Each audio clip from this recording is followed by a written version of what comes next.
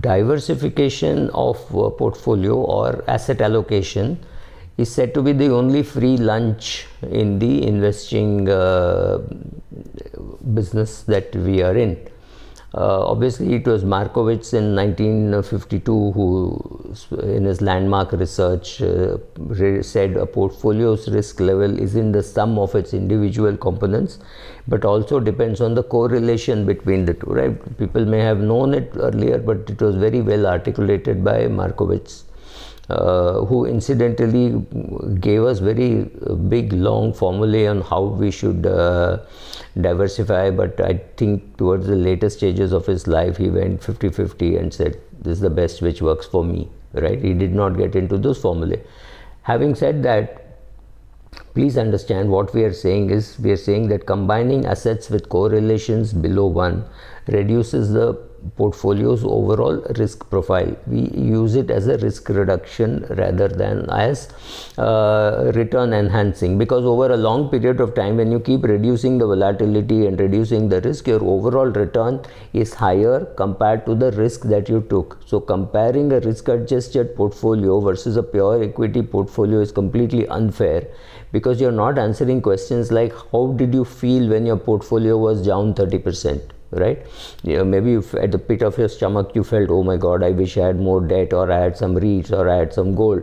Maybe you felt that. So if you are a person who can stand all that because you've got 20 years experience or 30 years experience, then life is different. Also remember that having a different risk level of risk tolerance or diversification at 32 can be very different than at 72. So you have to project yourself saying 10 years later, 15 years later, 20 years later, how am I going to behave? That's very difficult to remember and understand. And also realize at 70 you are worried that you don't have time to earn money. Your earning days are already over, right? You have to only earn money from dividends, etc., all passive income. You can't actively add to your portfolio. At 52 years or at say 42, you're very confident that even if you lose money, you can make it over the next 18-20 years. At 70, you're saying, my God, let me just preserve. At that stage, if you lose money, you may react to it very differently from how you reacted 20-30 years earlier. So, right? So remember that. Also remember that when you invest, you find the correlation coefficient, but this correlation coefficient changes. That is the most intimidating part about correlation. It is nice to have a diversified portfolio, but what happens if your equity markets and bond markets both go up together and then they both fall together? Then there is no correlation. Or there's a perfect correlation of 1, but you want much less than 1, so that when one goes up, the other goes down, or vice versa, right? Something like that, the reverse should happen. And in bonds, which bonds will you have? Will you have very high quality bonds, which means you're compromising on yield? You may get a very good safety protection if there is a fall in the market. But if there is no fall in the market, you're going to get very low returns. What returns will you get by investing in the best quality of HDFC, Tata Motors and kind of bonds? You will get 8-9%. Are you happy with that? Then it's a different thing. But if you start chasing yields in debt, and you start chasing 11% and 9%, then you might lose money also. So even within your debt portfolio, you have to make that compromise between how much you want to take risk and how much risk you don't want to take. There are people, including myself, who say all my risk I will take in equity. In debt I will only be in a liquid fund, ultra short bond fund, etc., as a temporary parking space to do a systematic transfer into equity. That's all.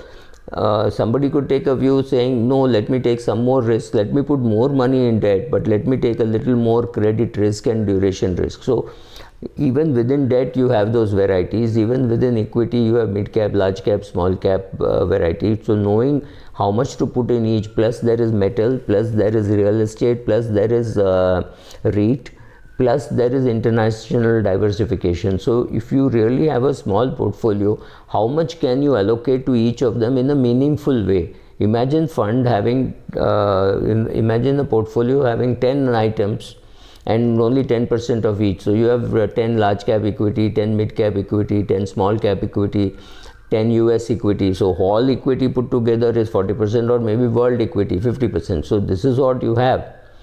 So you have to make your choice within that. How much is the correlation? What is happening? The problem is when the correlation shifts with period of time. Sometimes value goes up, sometimes growth goes up, and but the advantage is sometimes you benefit because you were holding US equities. US equities did well, so that portion does well, right? You may not rebalance because US equity may be only 20% or 25% of a portfolio, or even less than that, right? Many investors largely, I mean, somebody who's watching this largely holds Indian equities. So if you're holding Indian equities, I would suggest that you also add foreign equities. When I say foreign, doesn't mean only US. US is good, Japan is good, Korea is good, China is good. So something ex-Japan, Asia, Europe. My Europe portfolio did well last, I think, 15 days or a month. Europe has done well. It was a loser for the last 2-3 years. I'm not very sure about the period when it was a loser, but I have not seen my Asia. I've seen my Asia funds do well. I've seen US funds do well.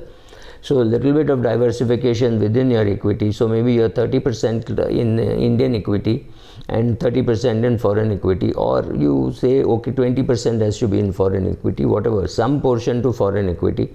Then there is always debt, again, 70-80% to very high quality debt, which you are sure will not fall next time, because remember, when markets fall, your lower end debt performs like mid cap stocks. They fall faster. Then there will be some gold, and there will be some REIT, and there will be some cash which I want to hold. So this combination will work, but please remember, this combination works well without tax. If you want this done in a more tax efficient way, it may make sense for you to go to a multi-asset fund and hope that the fund manager does a better job than what you could have done, right? So find asset correlations of 2020. Using correlation of 2000 does not matter. It does not help. So keep on finding the correlation, and according to the correlation, shift the assets, right? So you could do that. Thank you.